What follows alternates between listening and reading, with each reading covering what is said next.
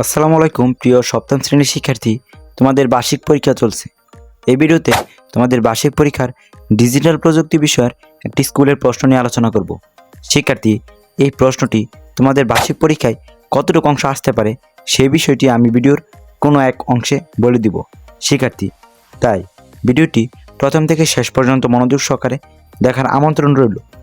শিক্ষার্থী, তোমরা অনেকেই ভিডিও দেখো কিন্তু চ্যানেলটি সাবস্ক্রাইব করতে ভুলে যাও। তাই এখনই মূল্যায়ন একাডেমি চ্যানেলটি সাবস্ক্রাইব করে পাশে থাকা বেল আইকনটি বাজিয়ে দিও। শিক্ষার্থী, আমি ভিডিওর প্রথমে কিভাবে তোমরা ডিজিটাল প্রযুক্তি বিষয়ে খুব সহজেই কম পড়েও পাশ করতে পারো সেই বিষয়টি আলোচনা করব। তার পরবর্তীতে এই প্রশ্নটি বোঝাবো।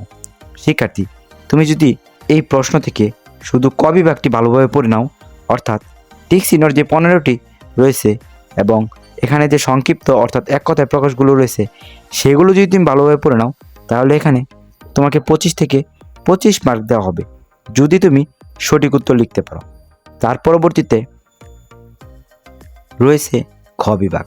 এখানে যে সংক্ষিপ্ত প্রশ্ন রয়েছে 10টি, সেখানে 20 মার্ক, অর্থাৎ ক বিভাগের 25 এবং খ বিভাগের 20, মোট 45 নাম্বারে কিন্তু তুমি খুব সহজেই পাশ করে ফেলছো।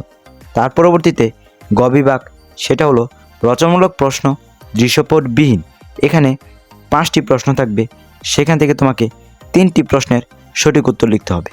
শিক্ষার্থী, তুমি যদি 3টি প্রশ্নের সঠিক উত্তর দিতে পারো তাহলে তোমাকে 15 মার্ক দেওয়া হবে।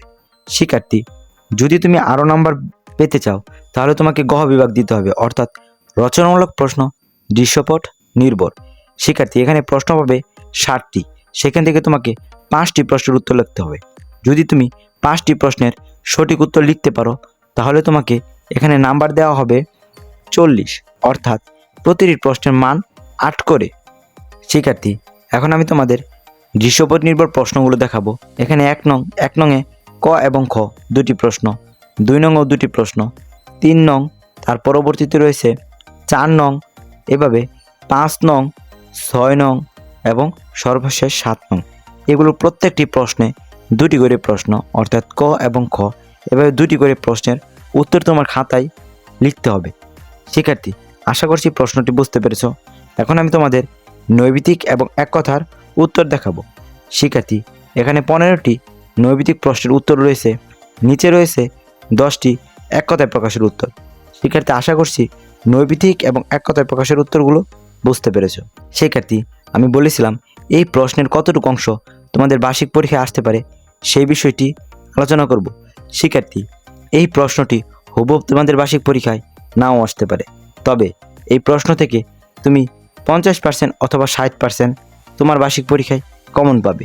শিক্ষার্থী, তাই এই প্রশ্নটি প্রথম থেকে শেষ পর্যন্ত মনোযোগ সহকারে প্র্যাকটিস করে যাও তোমার বার্ষিক পরীক্ষার প্রস্তুতি স্বরূপ হিসাবে।